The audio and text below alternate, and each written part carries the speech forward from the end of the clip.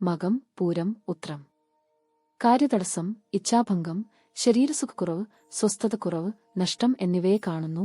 എന്നാൽ പ്രഭാതത്തിൽ 8 മണി കഴിഞ്ഞാൽ മുതൽ കാര്യവിജയം, സൽക്കരണയോഗം, സമ്മാനലാഭം എന്നിവ കിട്ടും. ഉത്രം, അത്തം, ചിത്തിര.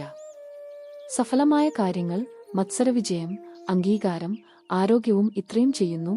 എന്നാൽ പ്രഭാതത്തിൽ 8 മണി കഴിഞ്ഞാൽ മുതൽ കാര്യപരാജയം, ദ്രവ്യനാശം, അഭിമാനക്ഷതം, കലഹം, ശത്രുശല്യം എന്നിവ കാണുമെന്നു ഭാരവാഹകർ പറയുന്നു. ചിത്തിര, ചോതി, വിശാഖം. കാര്യപരാജയം, അലച്ചിൽ, മനപ്രയാസം എന്നിവ സ്വന്തമാക്കപ്പെടും.